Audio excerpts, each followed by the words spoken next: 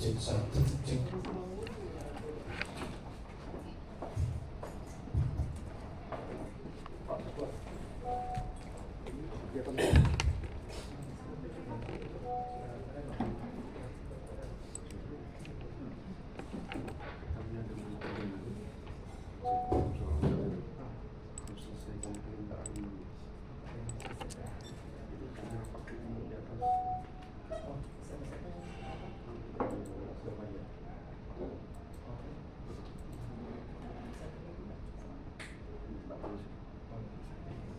Baik Bapak Ibu, kita akan melanjutkan sesi kegiatan kita. Berikutnya kita akan masuk pada sesi review renov atau penyusunan renov terkait dengan penyusunan renov ya, yang nanti akan dimoderatori oleh Pak Ray ya. Untuk itu saya serahkan kepada Pak. Baik, selamat sore untuk kita semua. Selamat sore. Panitia mengucapkan terima kasih kepada Bapak Ibu sekalian karena sampai sore ini masih setia bertahan di ruangan ini. Sore ini kita akan masuk kepada sesi tentang dasar-dasar untuk menyusun renov. Jadi sebelumnya kita sudah mendapat materi dan membahas tentang renov. Dan hari ini kita membahas turunan dari renov yaitu renov. Untuk itu hari ini sudah hadir narasumber Bapak Sukardi. Nanti untuk perkenalan lebih mendalam nanti saya berikan langsung kepada Bapak Sukardi untuk memperkenalkan diri sebelum menyampaikan materi. Karena tadi kata Pak Wawan, tak kenal maka tak sayang. Kalaupun sudah dikenal janganlah disayang. Berikutnya kami serahkan kepada Bapak Sukardi untuk menyampaikan paparan dan memperkenalkan diri kepada kami semua. Baik, Bismillahirrahmanirrahim. Assalamualaikum warahmatullahi wabarakatuh. Selamat sore. Salam sejahtera.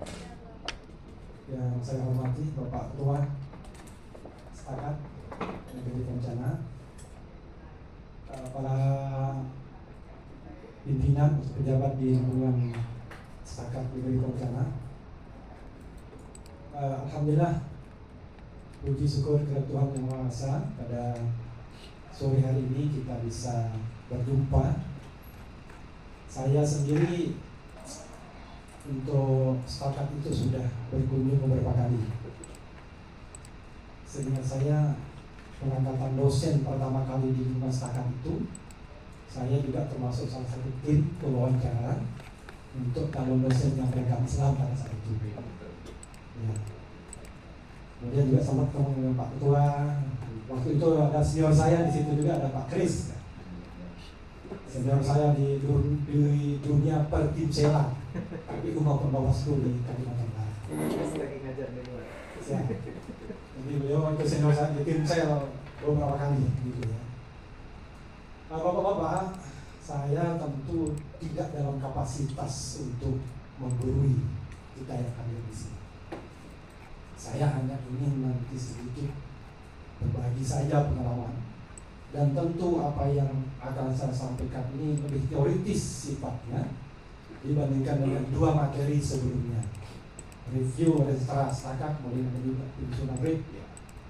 Meskipun nanti turunan dari materi ini juga kan ada penyusunan renov dari kawan-kawan di Setakat yang tentu sudah ada draftnya.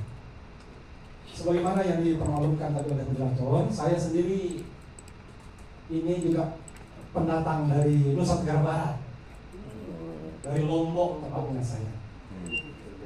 Ya, saya enggak ya? Ya saya Pas gitu ya. Kalau dilihat dari fiskesnya kok sama. NTB itu enggak jauh. Saya di Lombok kebetulan. Di Kalimantan Barat itu lebih kurang 19 tahun. Di Kalimantan Barat lebih kurang 19 tahun. Kemudian Ya, dari pendidikan SD sampai SMA itu saya di Lombok. Kemudian saya dulu Bapak Ibu sekalian, saya itu nggak pernah bercita-cita jadi dosen. Kalau pelajar dan perkenalan yang mahasiswa di IAIN itu, saya selalu bilang, saya ini jadi dosen tersesat di jalan yang benar. Karena dulu saya bercita-cita jadi hakim atau jaksa. Makanya saya dulu kuliahnya Fakultas Hukum. Bapak Ibu saya dua-duanya petani, buruh tani di kampung saya di Lombok. Makanya saya sadar diri betul Mas untuk tidak berkuliah. Apa cita-cita saya? Cita-cita saya berubah untuk jadi hakim itu ketika sudah kuliah. Tetapi sebelum kuliah cita-cita saya itu ingin jadi tenaga kerja Indonesia, TKI. Kampung saya di Lombok itu, khususnya di kampung saya itu kalau kita di TKI itu pulang itu gagah-gagahan motor gitu, bisa beli motor, bisa beli rumah, itu kayaknya kok gagah banget. Saya Bapak Ibu sekalian, kebetulan kuliahnya dulu S1 S2 itu di Fakultas Hukum Universitas Gadjah Mada di Jogja. Kemudian S3 itu di Fakultas Hukum Universitas Islam Indonesia di Jogja. Ya, berbeda, ada pindah haluan dari Fakultas Hukum ini. Istri baru satu,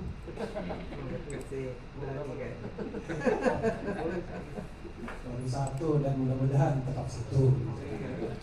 Dan tetap satu. Kan kalau orang Lombok itu Bapak Ibu sekalian, mungkin kita sama Mas. NTB itu kayaknya tak jauh beda. Kalau orang punya istri dua itu bukan hal yang tabu gitu ya. Saya sendiri, saudara-saudara saya 3 orang itu istrinya 2. Makanya istri saya suka cemburu. Wah ini nanti ayah, kalau bisa nanti ayah itu pasti ngikut abang itu sama adik. Saya paling bontot itu istrinya juga 2. Saya kalau sudah seperti itu selalu keluar jurusan rayuan filsafat berpisah. Pak Ketua pasti pernah beli pisah. Bapak Ibu sekalian pasti pernah beli pisah satu sisir kan? Coba diperhatikan, pisang itu tidak sama besarnya, tidak sama juga rasanya, meski dia satu sisi. Nah, itulah kira-kira saya bilang ke istri saya, meski satu bapak, satu ibu, jangan di ojo dibanding-banding ke. Nah, beda, ya. Kalau udah dirayu begitu, percaya gitu, padahal nggak mati ya, kalau diizinkan. Bisa tidak gitu ya. Baik, itu sekilas perkenalan dari saya, Bapak Ibu sekalian. Sekali lagi seperti yang saya sampaikan tadi, tentu saya tidak dalam kapasitas untuk memberi fakta dan komentar pendapat di dunia sepakat. Tapi ini berbagi pengalaman saja. Di IAIN itu ya pas mau buat renov itu ya apa namanya, dulu agak dipaksa-paksa waktu aplikasi institusi. Bahkan dulu itu renov itu kami kerjakan itu lebih kurang seminggu. Ya kan, tapi nggak bagus gitu kan, hanya untuk aplikasi aja. Ya, baik Bapak Ibu sekalian, saya coba sampaikan yang berikutnya ini, ya. Dan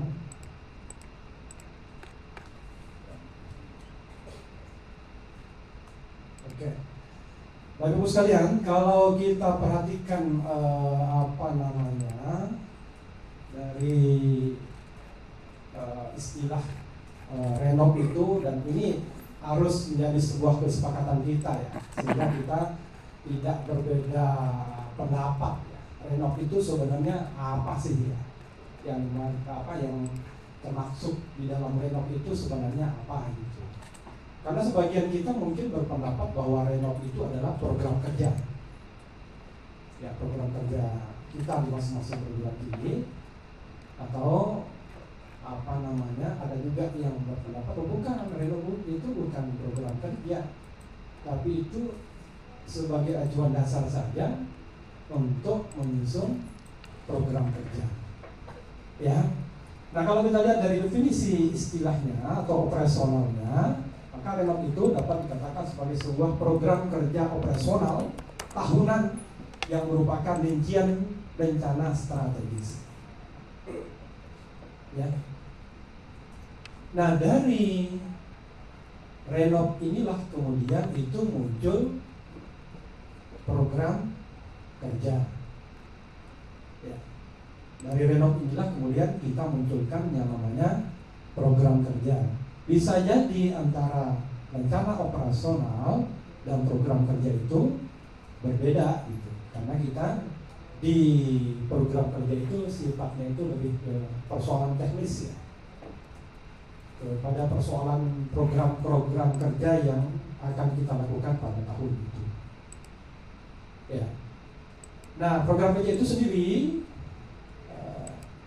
kalau kita baca beberapa definisi atau istilah operasional itu, program kerja itu sama dengan rencana kerja tahunan yang merupakan rincian dari renov. Bisa jadi di dalam renov itu namanya kita uraikan secara umum atau universal, tapi kemudian di dalam program kerja itu kita lebih rinci, kita lebih merincinya, lebih kepada nama program kerja. Nah, Bapak Ibu sekalian, tentu penyusunan atau prosedur atau langkah-langkah penyusunan renov itu antar satu perguruan tinggi dengan perguruan tinggi yang lain bisa jadi berbeda-beda. Ya, sepanjang substansinya itu termuat di dalam renov, maka persoalan teknisnya itu tadi selamat sebagai Pak Kris tadi saya udah singgung Pak Kris senior saya bilang gitu, dia terjun selang saya bilang baru. Sorry Pak, Ya, mengajar tadi. ya. Lanjut Pak. Terima kasih Pak Kris. Jadi sekali lagi bisa jadi berbeda-beda ya, rekan-rekan sekalian, Bapak Ibu sekalian, tergantung perguruan tingginya lah. Kira-kira kita mau menggunakan langkah-langkah yang lebih taktis atau langkah-langkah yang lebih prosedural, ya tergantung dari masing-masing perguruan tinggi. Ya. Nah, ada beberapa hal yang perlu kita perhatikan dalam rangka penyusunan renov, terutama yang berkaitan dengan prinsip-prinsip penyusunan sebuah rencana operasional. Yang pertama itu kita harus memperhatikan azas akuntabilitas. Ya. Apa yang maksudkan dengan azas akuntabilitas? Tentu semua penyelenggaraan kebijakan akademik harus dapat dipertanggungjawabkan secara ilmiah dan terbuka, dan senantiasa mengacu pada pengembangan keilmuan yang mutakhir yang bersifat dinamis. Ya, kadang-kadang memang penyusunan renov itu, pengalaman kami di GLN itu, kalau kita susun renov dalam jumlah peserta yang sangat banyak itu, maka biasanya kita lebih banyak pada perdebatan gitu ya, sehingga tujuan utama untuk menyusun renov itu kadang-kadang kalau di tempat kami itu ya molor-molor gitu waktunya, ya tidak sesuai dengan target yang sudah kita tentukan. Nah, renov ini ya tentu harus kita dapat pertanggungjawabkan akuntabilitas. Ya, seluruh sivitas akademika di lingkungan perguruan tinggi di mana renov itu akan ditetapkan oleh rektor atau oleh ketua, ya, harus dapat diakses oleh seluruh sivitas akademika. Ya. Kemudian yang berikutnya, selain asas akuntabilitas, juga asas transparansi, bahwa kebijakan akademik diselenggarakan secara terbuka didasarkan pada tatanan dan aturan yang jelas, senantiasa berorientasi pada rasa saling percaya untuk terselenggaranya lingkungan akademik yang kondusif dan menjamin terwujudnya sinergisme. Bapak Ibu sekalian, di dalam dunia akademik itu transparansi ini juga sebagai sebuah hal yang sangat penting. Semua hal-hal yang berkaitan dengan keperluan atau kepentingan sivitas akademika, ya sekali lagi harus bersifat terbuka. Tidak ada yang perlu ditutup-tutupi. Ya. Kalau persoalan ada perbedaan-perbedaan pandangan, perbedaan-perbedaan pendapat, hal itu biasa saja dan itu dalam dunia akademis lumrah dan itu sangat kita hargai kan gitu. Ya. Nah, selain azas transparansi, azas yang tidak kalah pentingnya itu juga adalah azas kualitas, yaitu bahwa kebijakan akademik diselenggarakan dengan senantiasa mengedepankan kualitas input, prosesnya, dan outputnya. Bagaimana caranya? Tentu ini dapat ditempuh dengan cara melibatkan seluruh sivitas akademika. Apakah orang per orang? Ya tentu kita akan mengalami kesulitan kalau orang per orang. Kalau di prodi itu kan sudah ada perwakilan, kalau di jurusan itu kan sudah ada masing-masing perwakilan, misalnya ketua jurusan, jadi sekretaris jurusan, pembantu ketua, itu kita anggap sebagai perwakilan dari masing-masing jurusan atau dari prodi. Nah, masukan-masukan dari sivitas akademika yang lain tentu bisa disampaikan juga kepada penanggung jawab dari penyusun renov itu. Berikutnya azas kebersamaan. Nah, ini yang juga tidak kalah pentingnya. Kalau kita terlalu banyak berdebat juga menghabiskan energi. Ya, atas kebersamaan dalam rangka mencapai tujuan bersama itu. Saya pikir ini hal yang mustahil, yang wajib gitu maksud saya. Harus gitu. Ya, kalau di tempat saya itu di YIN itu, ya kadang-kadang ya ada perbedaan-perbedaan pandangan gitu ya. Tapi kemudian ya, harus segera kita kembalikan bahwa tujuan utama dari kita ada di lingkungan ini tentu adalah untuk memajukan pendidikan dan lain-lain.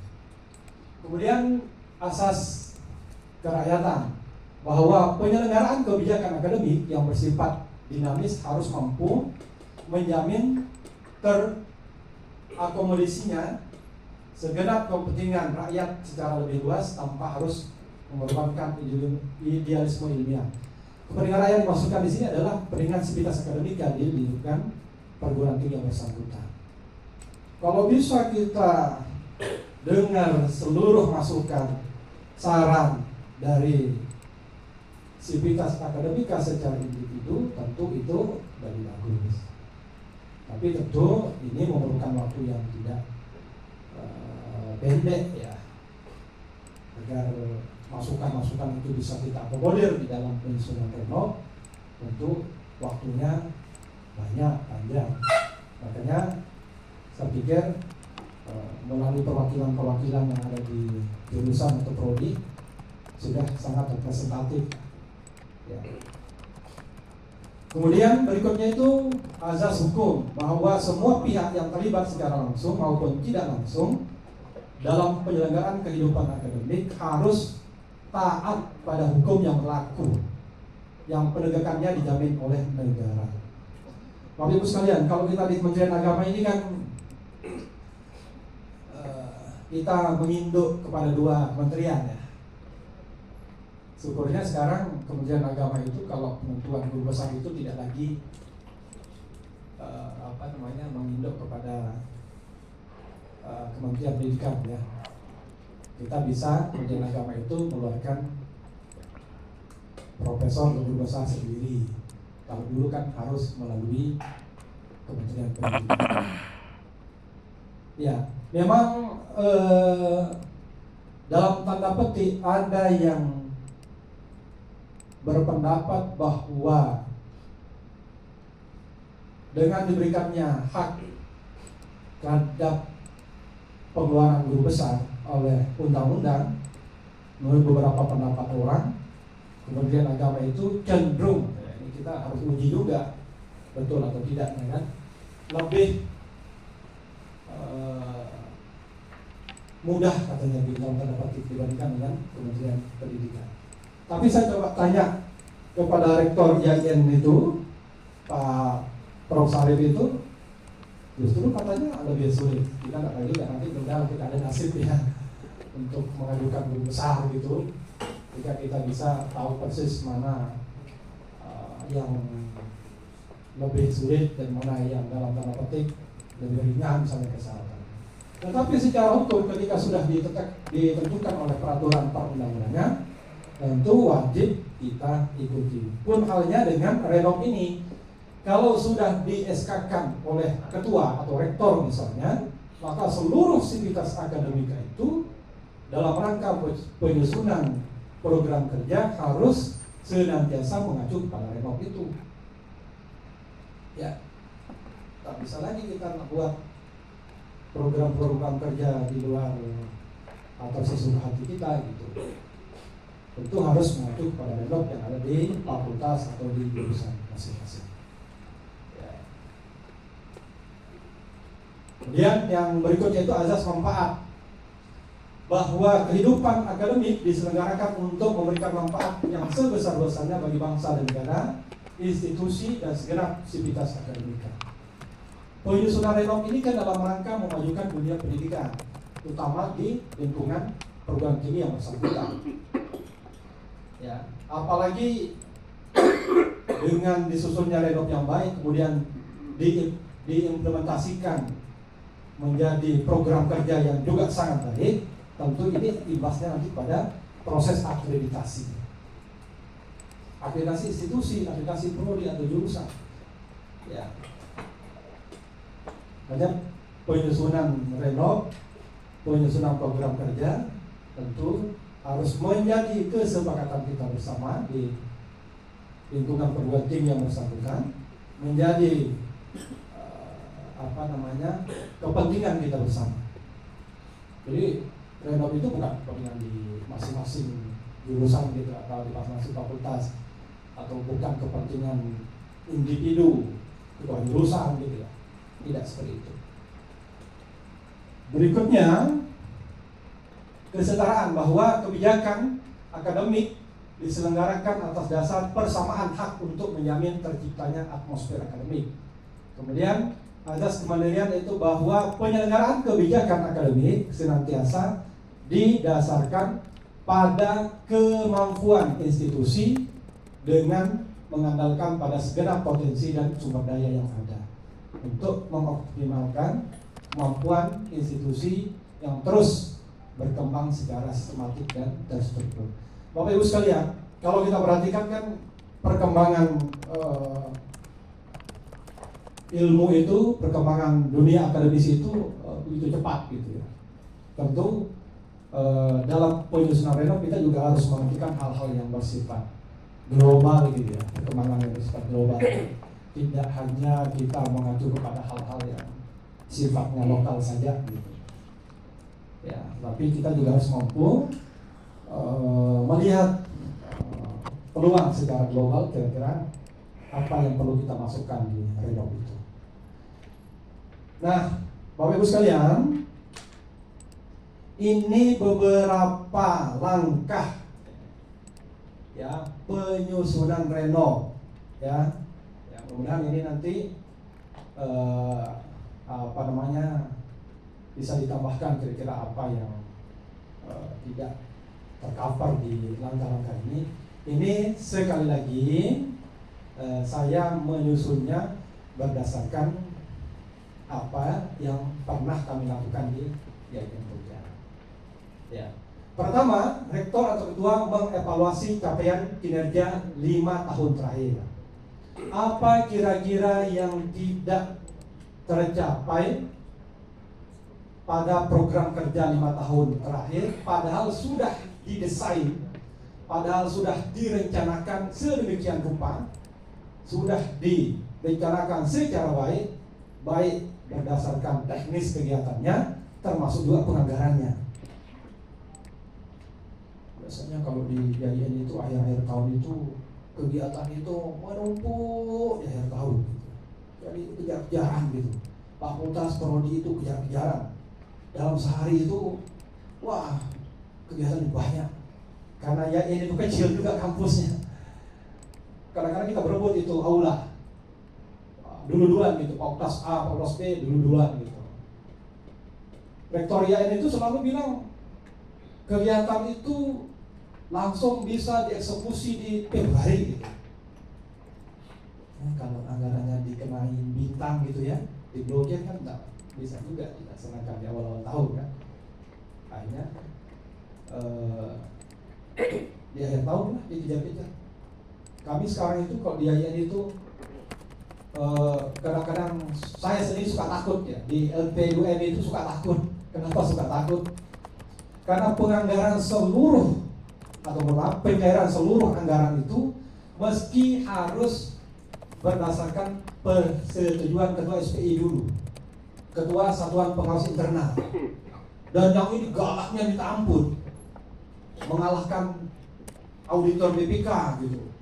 Pak, saya kalau udah menghadap ketua SPI itu Pak, aduh suka gemeteran gitu. Wah ini Pak Soekardi nggak benar ini menganggarkan apa macam lah. Pokoknya suka takut gitu. Makanya kalau pas mau berjalan anggaran di LP2M oleh ketua SPI itu saya itu suka bertiga berempat gitu ya, rame-rame gitu, biar ada teman gitu. Ketua SPI kami itu perempuan, tapi galak luar biasa. Galak minta ampun. Ya ada hikmahnya juga sih. Karena nanti kalau sudah teliti seperti itu pada saat diaudit oleh BPK, ya ada ringan gitu ya, ada manfaatnya juga. Tapi ya kita kan ini terbiasa dengan pola-pola. Nah, kami itu terbiasa dengan pola-pola yang cepat. Maksudnya udah nanti aja tanda tangannya SPI itu, yang paling cairkan dulu. Ya kalau sekarang nggak mau ya. Kemudian tahapan yang berikutnya, langkah yang berikutnya itu adalah rektor atau ketua menyusun dan merumuskan renov universitas atau sekolah tinggi sesuai Renstrat. Kan nggak mungkin rektor itu yang bisa sendiri kan, makanya ada pembantu rektor atau nanti kami itu wakil rektor bidang akademik gitu. Ada lembaga penjaminan mutu atau LPM ya, atau mungkin kalau di satu P2M gitu ya. Nah inilah yang bertugas untuk menyusun bersama P3M-nya atau bersama LP2M-nya ya. Berikutnya rektor atau ketua menetapkan renov universitas atau sekolah tinggi. Nah penetapan ini tentu menggunakan SK rektor atau SK ketua ya. Di beberapa renov yang saya baca, SK dari ketua itu biasanya dilampirkan di awal, di halaman depan ya. SK pemberlakuan renov biasanya di beberapa renov yang saya baca itu ada yang melampirkan SK rektor atau SK ketua itu di halaman depan dari renov yang bersangkutan. Tergantung kita suka-suka kita saja sebenarnya ya. Kemudian sosialisasi tentang pelaksanaan renov kepada organ pokok ya, atau unit kerja di lingkungan perguruan tinggi yang bersangkutan. Ya, siapa yang melakukan sosialisasi? Tentu di sini kalau di tempat kami itu biasanya LPM ya. LPM mengundang fakultas, ya, mengundang unit-unit yang lain, ya UPT, pelaksana teknis yang lain seperti perpustakaan, kemudian unit kalau di YIN itu ada unit mahatnya. Mahat itu seperti asrama mahasiswa yang kalau di YIN itu semester 1, semester 2 itu wajib hukumnya mahasiswa itu masuk ke mahat atau ke asrama, itu wajib hukumnya. Kalau nggak masuk gimana? Kalau nggak masuk biasanya diblokir di pembayaran UKT-nya di semester ketiga dan diblokir di KRS-nya di siakatnya. Ya, biasanya begitu. Ya. Langkah berikutnya itu adalah hasil sosialisasi menjadikan renov universitas atau sekolah tinggi sebagai acuan dalam menyusun renov jurusan atau renov prodi. Ya.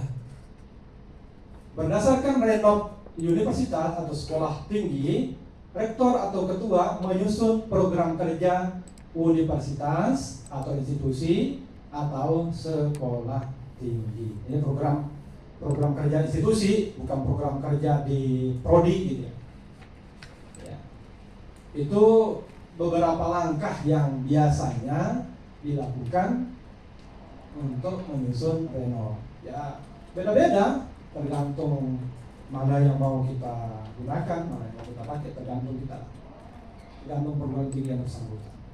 Bapak Ibu sekalian, mohon izin, inilah pejabat-pejabat yang menjadi komando, menjadi penanggung jawab ya untuk menjalankan renov sesuai dengan SOP. Siapa yang pertama? Tentu komando kita yang penting itu adalah rektor. Kalau di setakat berarti ketua setakat. Lalu yang berikutnya itu adalah wakil rektor kalau di IAIN, ya. Kalau di setakat mungkin pembantu ketua. Ini penanggung jawabnya. Kemudian dekan kalau di fakultas atau di institusi atau di universitas, atau bisa jadi kalau di sekolah tinggi itu ketua jurusan atau ketua program studi.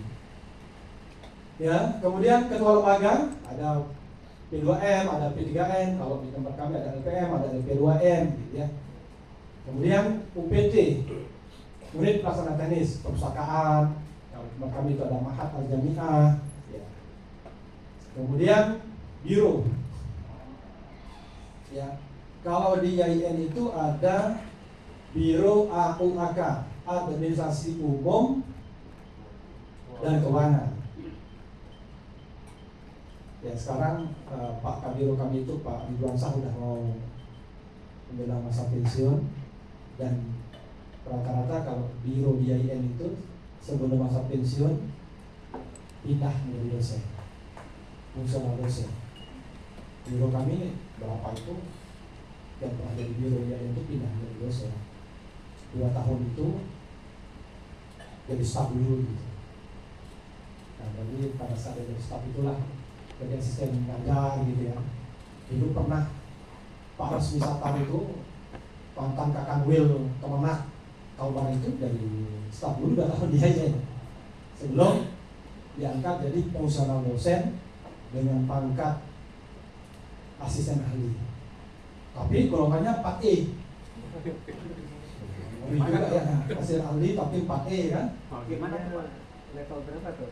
13 ya. Mungkin kalau dari tukinnya tinggi 13 tuh. bisa jadi ya. Kalau di IAIN itu saya sendiri itu masuk golongan jabatan untuk tukinnya ya. Untuk tukinnya ketua lembaga itu 7. Kalau saya nggak tahu, ya mungkin beda-beda. Tapi saya nggak tahu juga ya. Masuk 7, besarannya itu setiap bulannya itu 5 juta lebih. Tapi kan yang dibayarin selisih dari serdosnya. Ya, kalau serdosnya 37 berarti dapatnya 1,3 kira-kira begitu tukinnya. Tapi kalau disetakat gimana Pak Chen? Langsung dibayarin di tanggal 1 tanggal 2 nggak? Tidak. Tukin? Belum Pak Ketua? Bendahara Pak. Yang bendahara ya kan? Kalau di IAIN itu hari ini kita terima notif gaji, besok itu terima notif tukin. Besoknya. Keren. Oh, mantap. Ini represi deh, Pak.